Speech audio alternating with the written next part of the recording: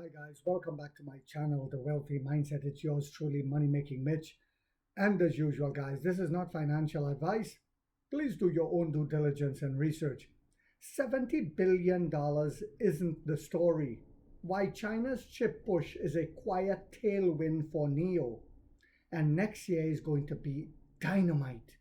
It's going to be incredible what's happening next year. I told you guys a massive flip is coming.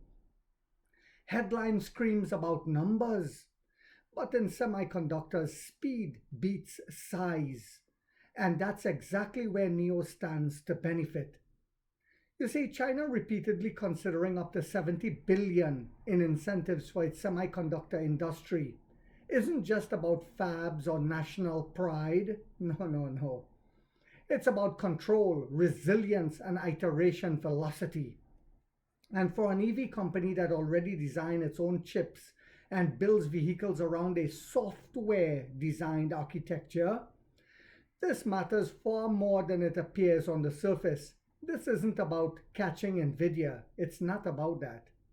That narrative misses the point. Automotive silicon doesn't live at the bleeding edge of a 3 nanometer hype.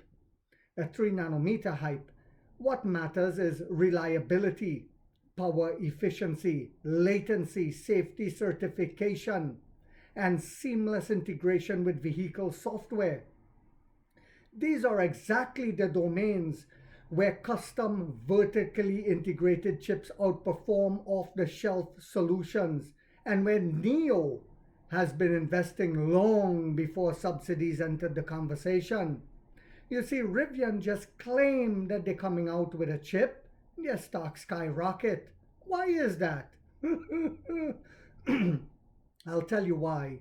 In the American stock market, it is so heavily manipulated that they are able to elevate and lower a share price whenever they want to.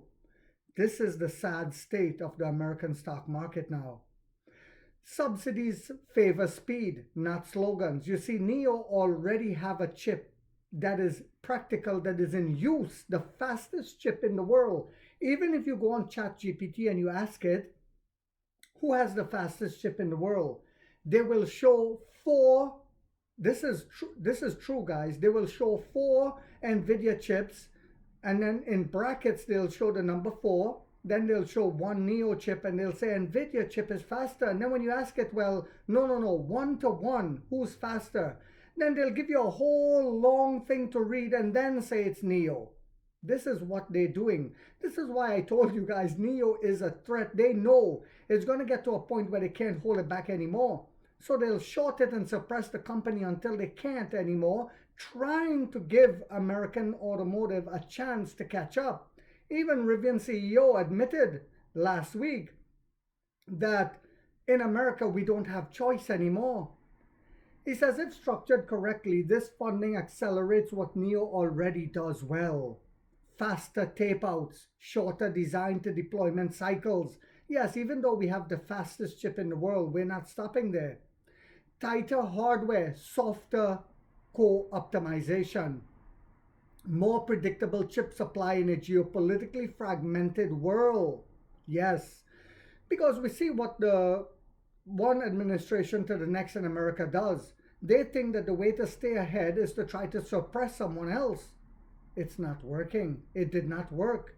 But yet they continuing to do the same thing over and over. It is madness. That means less waiting, less dependency, and lower long-term cost. All critical advantages in the EV market defined by brutal price competition. Yes, competitors benefit, but that's not the threat. The incentives will raise the floor for everyone. More OEMs will get access to decent automotive silicone hardware. Parity will increase. But parity isn't leadership. The winners will be the companies that integrate silicone deeply into their vehicle OS, learn fastest from real-world fleet data. Deploy improvements continuously via over-the-air, optimize the entire system, not individual components. This is where NEO's approach stands apart. Silicone is a means, not the moat.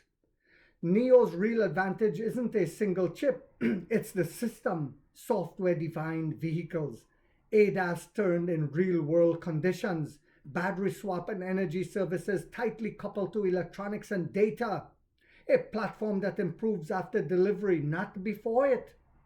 Subsidies don't create that overnight. They only reward those ready to move fast. The strategic takeaway: in a subsidized environment, standing still is falling behind. Waiting for perfect tech is fatal. Speed of learning becomes the ultimate differentiator. NEO doesn't need the 70 billion to survive, but it can use it to accelerate, scale, and widen the gap while others are still catching up. In the EV race, money builds factories, velocity builds winners. I hope you guys found this video yet again to be informational, inspirational, and motivational on a Saturday. So guys, don't forget to hit that thumbs up. It takes a lot of time to do these videos and the editing. And if you haven't yet subscribed, you might want to think about doing so, because in this channel, we are waking up the middle class for the first time to get a major piece of the pie from the ground level up as to how the games are played on Wall Street. And like 50 said, we get rich or we die trying, guys.